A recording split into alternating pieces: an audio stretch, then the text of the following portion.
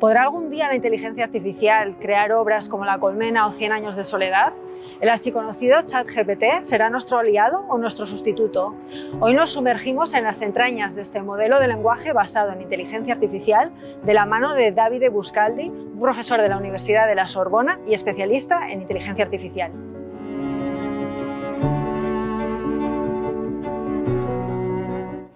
Bueno, me gustaría empezar con la misma pregunta que titula esta conferencia. ¿Podría una inteligencia artificial ganar el Premio Nobel de Literatura? Bueno, yo creo que hay que mirar cuándo la pregunta, si el cuándo es ahora, si en el 2023, pues yo diría que no.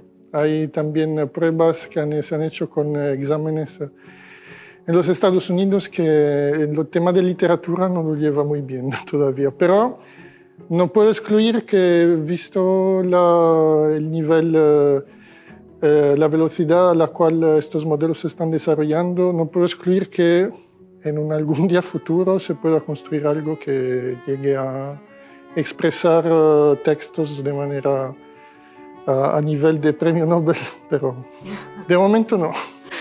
Hace muy poquito, un artista alemán rechazó un prestigioso premio de fotografía en la categoría creativa que él había ganado por generar, por una imagen que había creado con inteligencia artificial. Pero él defiende que la inteligencia artificial no es fotografía y además insta a que se abra un debate sobre lo que consideramos fotografía. En esta línea, ¿veremos a futuro, como decías ahora, entonces a un medio largo plazo, un texto generado por ChatGPT que consideremos de verdad literatura? ¿O va a ser una aproximación a lo que es literatura?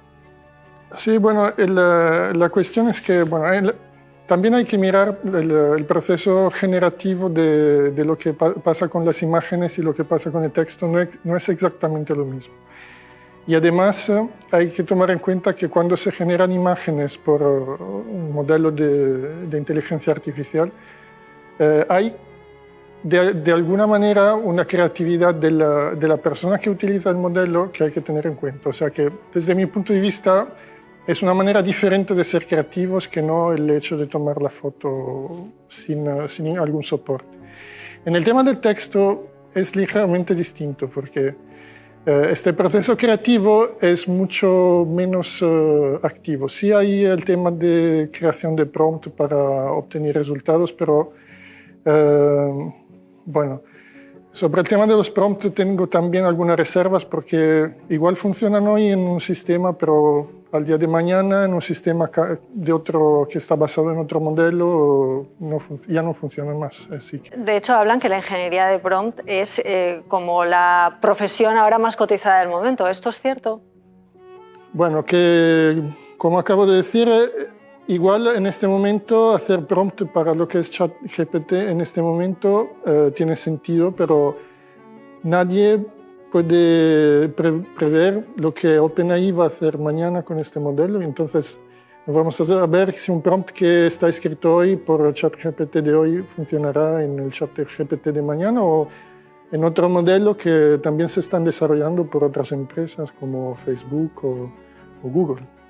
Bueno, retomando el tema de las obras, de la literatura, de la fotografía, los derechos de autor, porque aquí también hay bastante miga con los derechos de autor, ¿no? Mientras en España una obra solo puede estar protegida si está hecha por un ser humano, si está creada por un ser humano.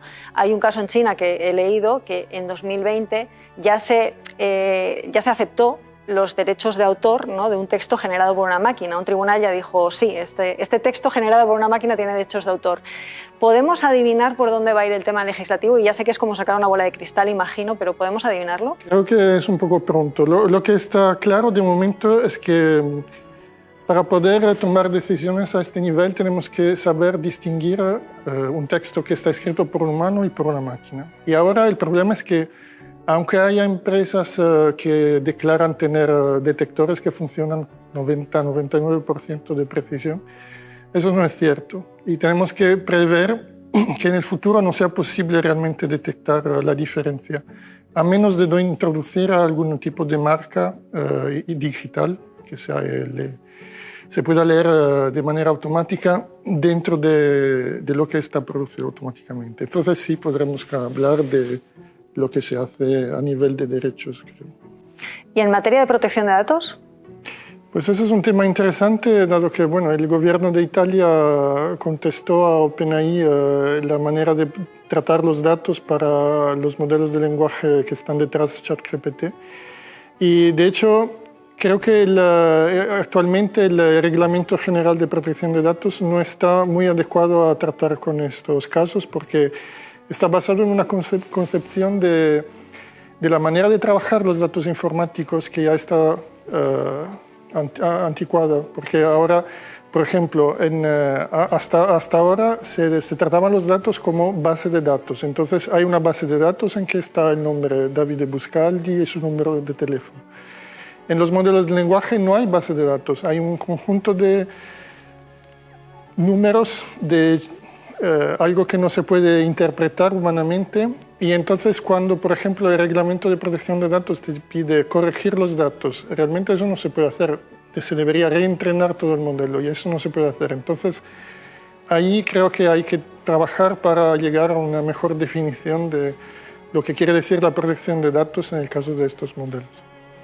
Dice ChatGPT textualmente, y lo voy a leer, que puede comprender ciertos aspectos de la ironía y el doble sentido, pero que su capacidad para entender esa forma de comunicación es limitada. A día de hoy, en las entrañas de ChatGPT, ¿hay lingüistas trabajando con ingenieros para que esto cambie, para que la máquina entienda nuestras ambigüedades a veces en lenguaje, nuestros dobles sentidos?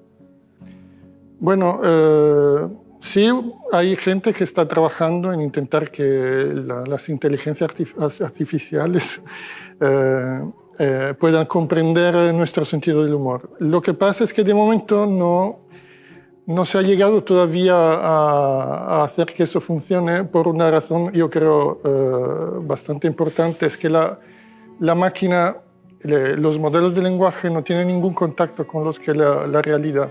Y entonces solo saben lo que está escrito, lo que se dice. Entonces hay igual bromas, chistes que sí las máquinas pueden llegar a entender, pero sin tener un modelo, como decir, de sentido común no pueden hacer. Entonces, sin tener eso, no creo que las máquinas puedan llegar a comprender lo que es el sentido del humor.